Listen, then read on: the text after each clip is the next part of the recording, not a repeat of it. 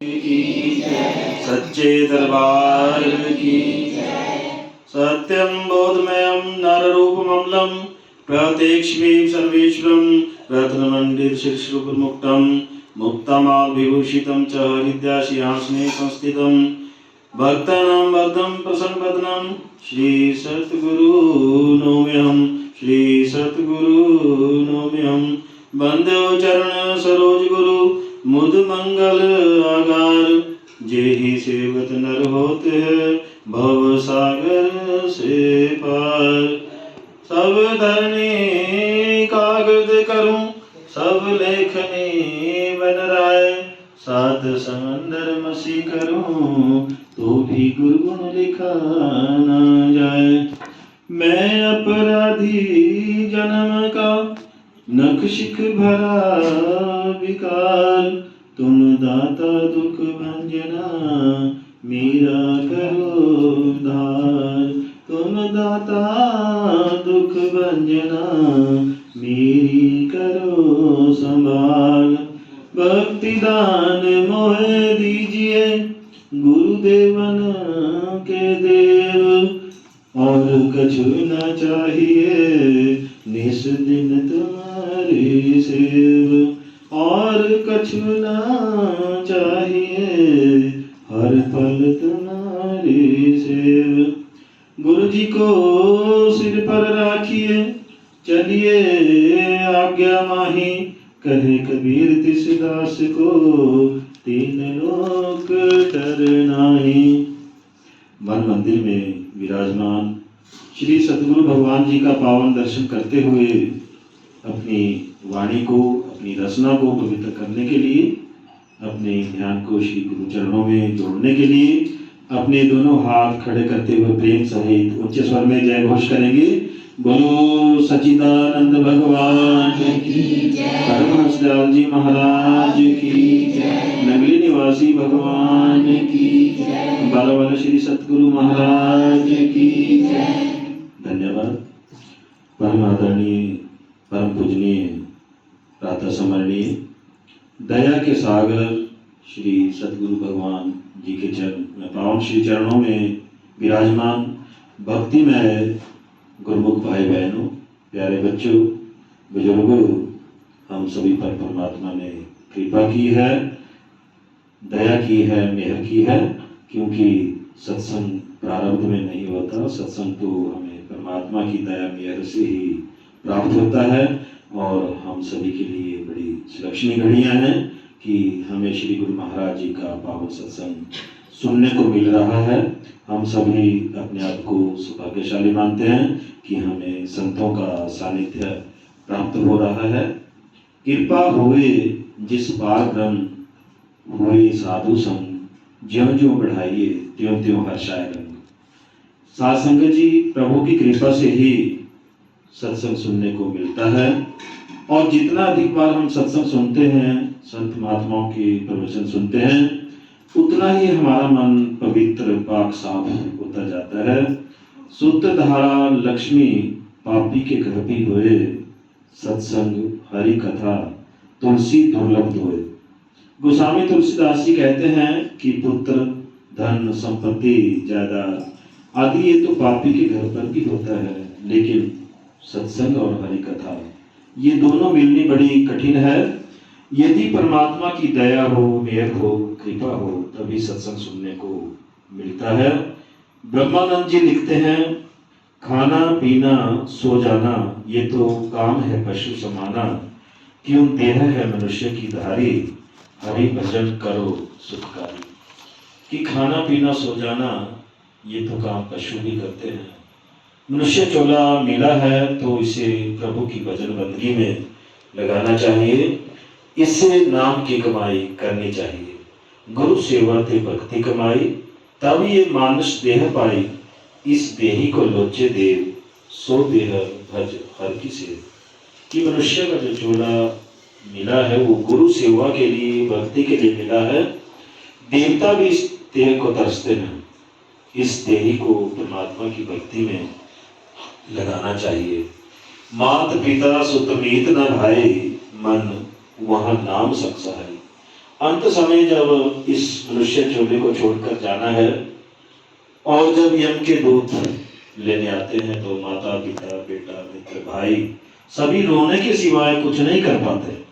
उस समय कोई भी हमारी मदद नहीं कर पाएगा, केवल नाम की कमाई ही हमारे साथ जाएगी। कलयुग केवल नाम आधारा, सिमर सिमर नर उतर ही पारा। कि कलयुग में भगवत प्राप्ति का सबसे उत्तम साधन नाम का कीर्तन है, नाम की कमाई है। हर जीव मोह निद्रा में सोया हुआ है। जीव को निज देश जानने की प्रेरणा सत्संग में ही मिलती है। तो मैं छोटी सी एक वाणी दे रखी है सदगुरु कबीर साहब की, तो सुनेंगे ध्यान से। ये हमारा जो अखाड़ा है वो निरंजन अखाड़ा है और मार्ग जो है हमारा सूत शब्द का मार्ग है। तो कबीर साहब ने इस पर काफी कुछ लिखा है, उन्हीं की वाणी में प्रस्तुत कर रहा हूँ। आए हैं सो जाएंगे, राजा रंक फकीर, एक सिंहासन चढ़ चले, एक बांधे जात जंजीर। कबीर यह तन जातू है, सके तो राखू बहोर, खाली हाथों वे गए जिनके लाख करोड़। आस पास जोधा खड़े, सब बजावे गाल, मंज महल से ले चला, ऐसा काल कराल।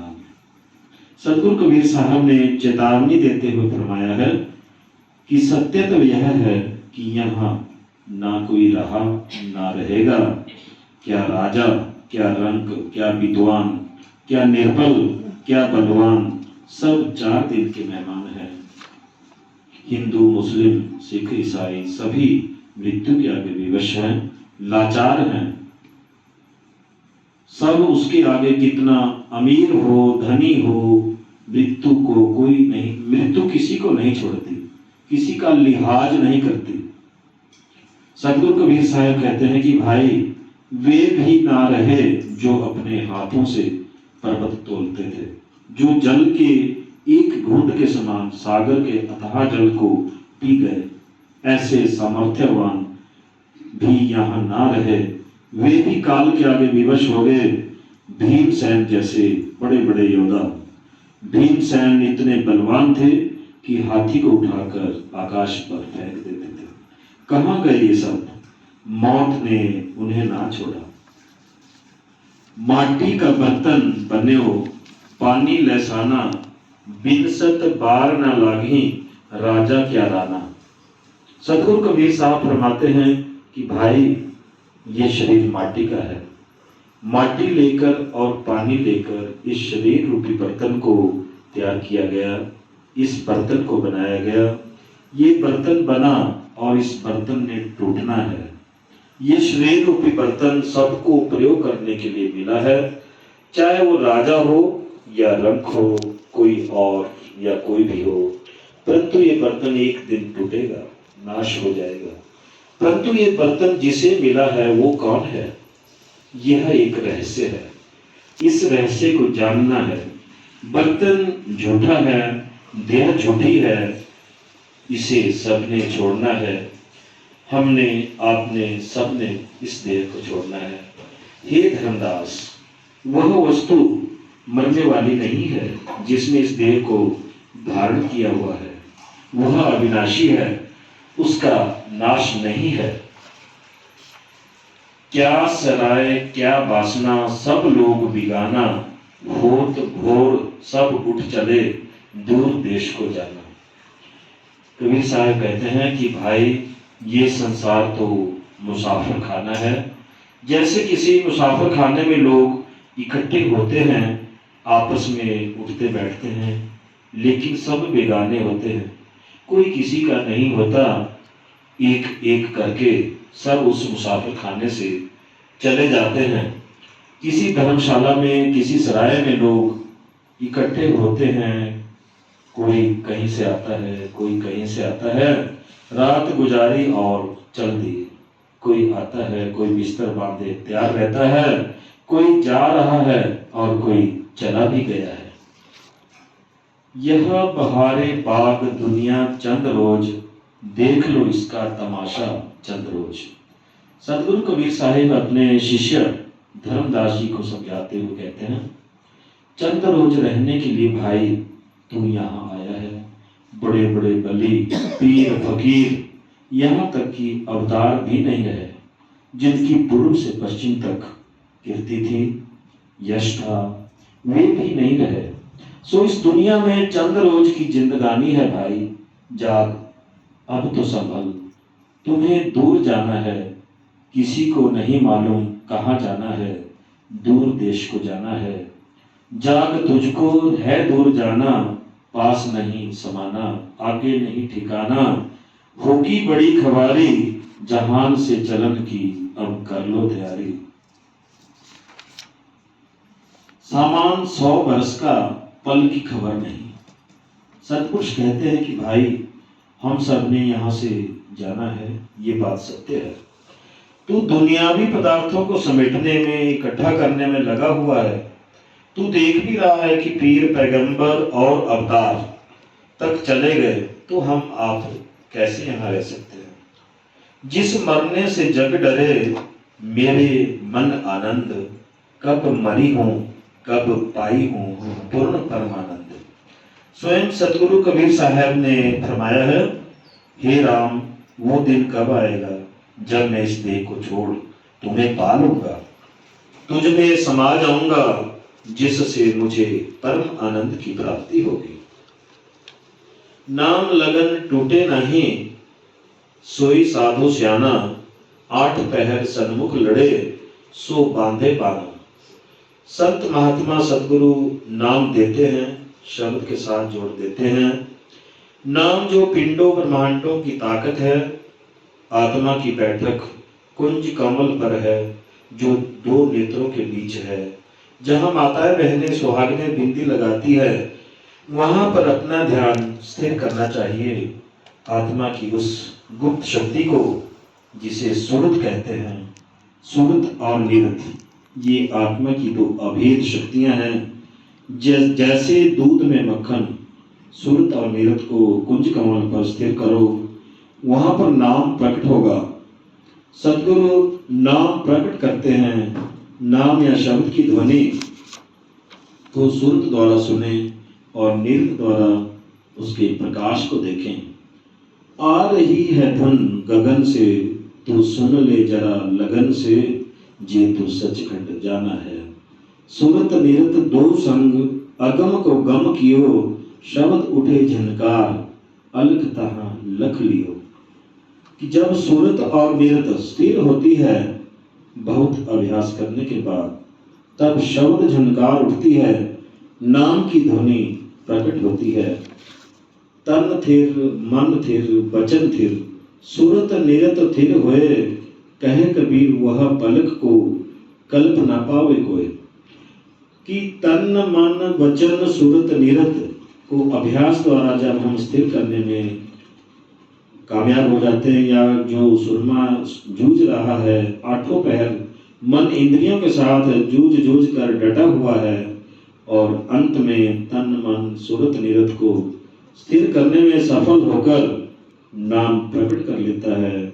सदगुरु कबीर साहब कहते हैं कि ऐसा साधु स्याना है, और यदि वह ऐसा नहीं करता तो फिर उसकी हालत ऐसी है जैसे 4 18 9 पढ़े, खट पढ़ खोया मूल, सुरत शब्द चिन्हे बिना, ज्यों पंछी चंडूल। सतगुरु कबीर साहब फरमाते हैं कि भले ही कोई 4 वेद पढ़ ले, 18 पुराण पढ़ ले, 6 शास्त्र पढ़ ले, परंतु जब तक सुरत शब्द को पकड़कर देह को छोड़ना नहीं सीख लेती, यह सब बेकार है। यह सब तोते के समान रटना है, क्योंकि जिस्म छोड़ने का अभ्यास पहले किया नहीं, अंत में जब जिस्म को आत्मा छोड़ती है तो अति दुख होता है। अतः संतों द्वारा बताई गई युक्ति द्वारा अभ्यास करो। संत कहते हैं, तन मन सुरत निरत स्थिर करो, नाम अंतर में प्रकट करो। उस नाम की ध्वनि को सुरत द्वारा पकड़ो, ऊपर चढ़ो। पहले इंद्रिय घाट छूटे, पुनः पिंड छूटे, पुनः ब्रह्मांड में जाओ। ऊपरी रूहानी मंडलों में जब सुरत चली जाएगी, इसे ही जीवित ही मरना कहते हैं, तब क्या होगा? इसको सतगुरु कबीर साहब और स्पष्ट करते हुए कहते हैं, मन की मनसा मिट गई, अहम गई सब छूट, गगन मंडल में घर किया, काल रहा सिरकूट। कहते हैं कि मन की मनसा भी मिट गई। मन निरंजन का रूप है, ज्योति निरंजन तक वह वहीं रह गया और मनसा मिट गई। अहंता भी ब्रह्मा तक छुट गई और सुरत हंस रूप वो सतलोक चिरस्थायी देश पहुंच गई। काल को जीत लिया, जीवन मरण को वश में कर लिया। जब चाहा प्रकट हो गए, जब चाहा चले गए। सतगुरु कबीर साहब ने साफ कहा है, शब्द स्वरूपी देह मन ज्यों बादल नभ बीच, जब चाहूं तब प्रकट करूं, जब चाहूं लू खींच। सतगुरु कबीर साहब ने इसी कारण मगहर में गुप्त हो मथुरा में धर्मदास जी को मिले और 200 साल बाद गरीबदास जी को दर्शन दिया, क्योंकि उन्होंने वो जिंदगी पाली थी जिसकी मौत नहीं होती। चल हंसा सतलोक हमारे, छोड़ो यह संसारा हो, या संसार का काल है राजा, कर्म का जाल पसारा है। जिसने अपने सतगुरु की सेवा की है, वह क्यों ना सत्य धाम को जाए। सतगुरु की सेवा क्या है? सतगुरु की आज्ञा मानकर भजन बंदगी करना, ध्यान लगाना ही सतगुरु की सच्ची सेवा है। शब्द की कमाई, नाम की कमाई करना ही सतगुरु की सच्ची सेवा है। सतगुरु ही शब्द है, शब्द ही सतगुरु है। शब्द की सेवा जिसने कर ली, उनसे काल भी डरता है। काल पुरुष उनको फिर नहीं रोक सकता और ना ही पुनः उस जीव को 184 योनियों में भरमाया जा सकता है। हंसा चलियो सतलोक, बहुरी नहीं आवना। फिर यहाँ बंधन में आने का सवाल ही नहीं उठता।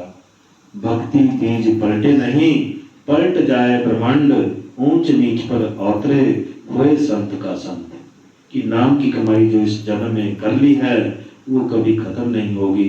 अगले जन्म में उस नाम की कमाई में तरक्की वहीं से शुरू होगी जहां हम इस जन्म में छोड़ेंगे। जैसे कोई दर्जी शाम होने तक कमीज तैयार कर लेता है, परंतु बटन लगाने को रह गए तो सुबह उठकर वो दर्जी दोबारा उस कमीज को नहीं सिलेगा, बल्कि उस कमीज में बटन लगाने का ही काम करेगा। अतः भक्ति का बीज समय आने पर अंकुरित होता है, फलता फूलता है और वह जीवात्मा निरंतर नाम की कमाई करती हुई अपने मालिक से जा मिलती है, पूर्ण परम आनंद को प्राप्त करती है। बोलिए जयकारा, बोलो श्री गुरु महाराज की, बोलो सच्चे दरबार की।